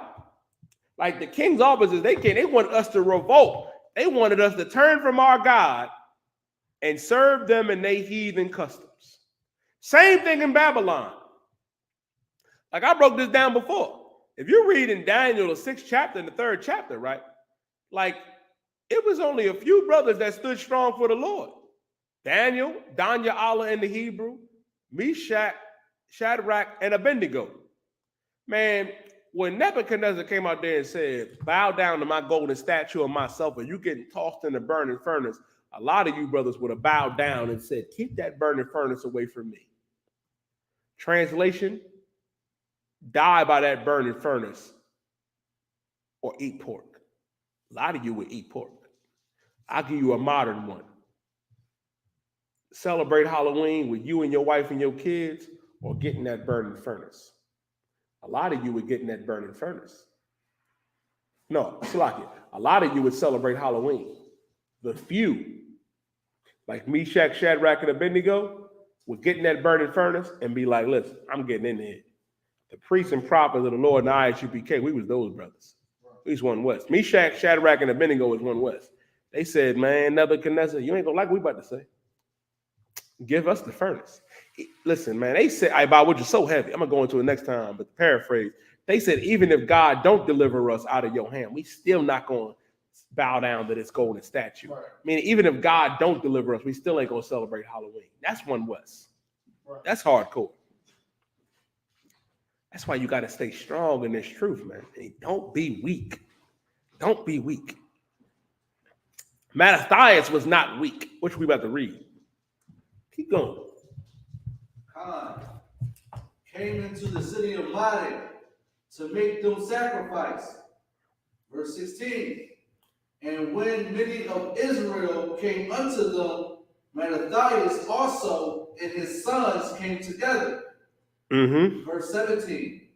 Then answered the king's officers and said to Mattathias on the wise. Man, they came to Mattathias to try to game Mattathias up. They tried to game him up and tell him, listen, Mattathias, you a leader of the people. You a leader of Israel. What you think they about to tell Mattathias to do? Let's find out. Keep reading. Thou art a ruler and an honorable and great man. They said you are a ruler and an honorable and great man, Mattathias. Israel love you, man. If you was to eat this pork, if you was to eat this lobster, if you was to celebrate Halloween, if you was to celebrate Christmas, they trying to get Mattathias to fold and compromise. Read. In this city and strengthened with sons and brethren. You got sons and strong brethren, man. Read on. Verse 18. Now therefore thou first and fulfill the king's command. He said, man, be the first to go and celebrate, you know what I mean, the king's commandments, man. Go celebrate Halloween. Go celebrate Thanksgiving. Go celebrate Christmas. Go eat that pork and that lobster. A lot of you would do it. But Mattathias wasn't like you. Mattathias was one West. Read. Like as all the heathen have done. Like as everybody else has done. Like the rest of the heathen and the Israelites that became heathens. Come on, read on. Yea. And the men of Judah also. And the men of Judah also, because there was Jews that folded. It was Jews that said, no, I'm going to celebrate Halloween. Keep death away from me. You had some brothers out here that died Like, and that's what makes Islam so garbage, man. You had brothers, like Islam was spread with the sword. Like you had righteous brothers and sisters that chose the sword. It was Islam or the sword. And those brothers and sisters that chose the sword, that chose to die, whether to serve a fake God, they in the I.S.U.P.K and the Commander GEN.YAHANNA right now. Right. We're the ones that chose the sword, that decided to fear our God, Yahweh, and not fold and celebrate Halloween. And not fall weak and celebrate it and like a lot of our weak brothers and sisters do, man. We can't do that. We don't have that luxury. We got to endure. Keep going. And such as remain at Jerusalem. Mm-hmm. So shalt thou and thy house be in the number of the king's friends. He said, man, this is what's so heavy about this. It said, if you fold Mattathias, if you go ahead and you go and do what the king said, eat that pork, that crab, and that lobster, celebrate that Samhain, that Halloween, celebrate that Christmas and that Thanksgiving, you'll be friends with the king. You'll be rewarded. You'll get riches. You'll get that nice car. You'll get that nice chariot. You'll get girls. You'll get all that. You'll get money, power, and fame in the oppressor's kingdom. But what did Mattathias choose? Keep reading. And thou and thy children shall be honored with silver and gold. Woo! You're going to get silver and gold. You're going to get that money, baby. You're going to get Esau's money. The oppressor's money. A lot of y'all would pick Esau's money. I know. You ain't got to raise your hands. I know who you are. But Mattathias wasn't like you. Read on. And many rewards. Verse 19. Then Mattathias answered and spake with a loud voice. Mattathias spoke up with a loud voice. He wanted to be heard with this one. Keep going. Though all the nations that are under the king's dominion obey him. He said, all of the nations that are under the king's dominion obey him. Meaning everybody that's under the king, they obey him. Keep going. And fall away everyone from the religion of their fathers. He said, man, you got those, even amongst my people, that fall away from the religion of their fathers. You got those that will throw away their God to be with the oppressor. East Indians will throw Shiva away to be with the oppressor. The Chinese will throw Buddha away. The Arabs will throw Allah away to be with the oppressor. Read on. And give consent to his commandments. They will give consent. They'll throw it all away. They'll turn away from their belief and their culture and their identity to be with the oppressor. Read on. Verse 20. Yet will I and my sons and my brethren. Mattathias said, yet I and my sons and my brethren. Read on. Walk in the covenant of our fathers. Will what? Our fathers. Will walk in the covenant of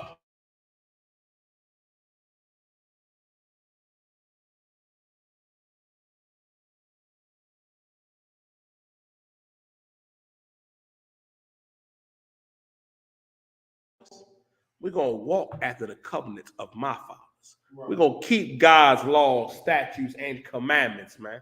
That's Mattathias. Mattathias said, you can keep your Halloween. I'd rather die. You can keep your Christmas. Right. I'll rather die. Right. You can keep your pork, crab, and lobster. I will rather die. I'd rather die than serve Allah and bow down to a rock. Right. I'll rather die than say Christ was an oppressor and God was an oppressor. That was Mattathias, and we got to be more like Mattathias. Right. Keep going. Verse 21. God forbid. God forbid. Read on. That we should forsake the law and the ordinances. Read that again. God forbid that we should forsake the law and the ordinances. God forbid that we should forsake the law, statutes, and commandments. You can't say, oh, I'm going to go and celebrate Halloween because the kids are small and they ain't going to remember and it's just for them. No, you can't forsake God. You can't forsake God and eat turkey with your family on the last Thursday of Thanksgiving in November, man. You can't forsake God and celebrate Christmas, man, and buy gifts for your kids, man, because it's for the kids. No, You can't forsake God and these laws, statutes, and commandments and ordinances, man. That's why it is important to understand this. And I'm going to close out the class with this. Young man, Alex, give me 2 Thessalonians chapter 2 and verse 15, man. This is what we need to understand as the Lord's chosen people, man. And why it is important to stand strong in this truth. Why it is important for our people to know that you cannot fold around this time. You can't fall weak around this time. Don't you understand that the oppressor is preying on us right now? Like the scripture saying, Peter, man, give me right eye, Bob, where it says the oppressor as a roaring lion is seeking whom he may devour.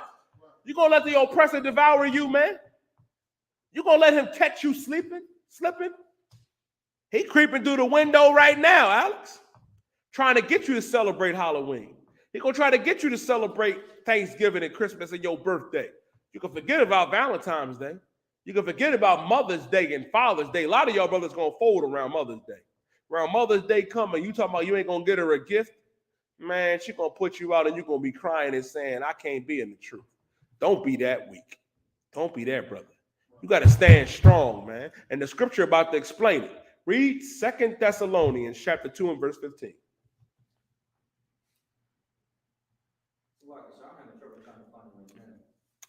Go ahead, young man Chris, you got it.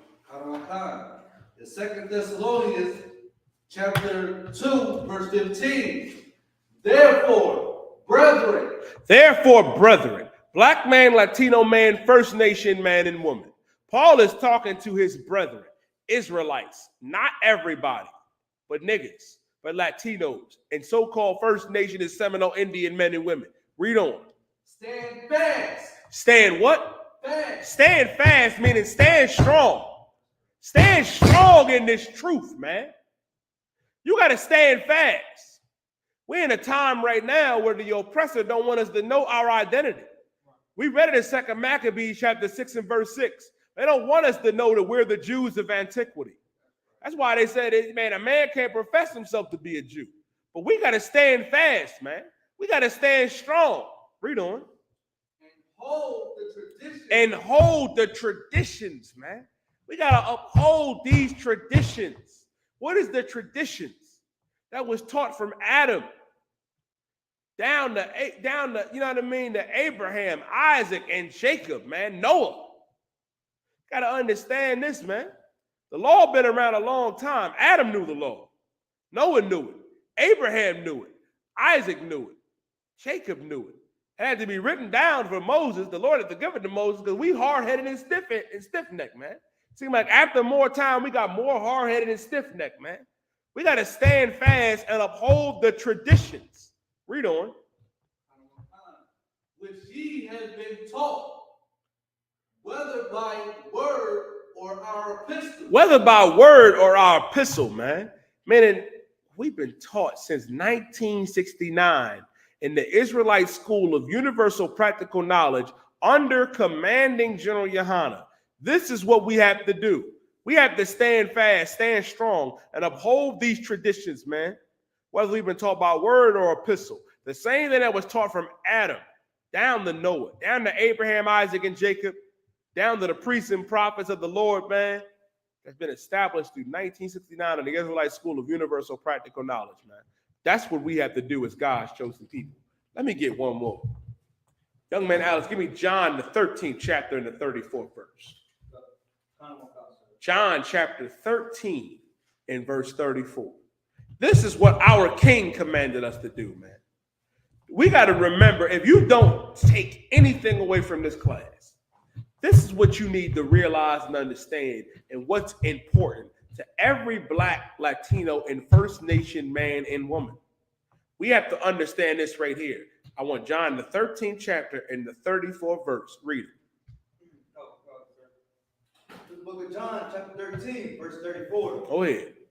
A new commandment I give unto you. Christ said, a new commandment I give unto you. Christ is being sarcastic here. He said, man, I'm about to give y'all a new commandment. We like what? Read.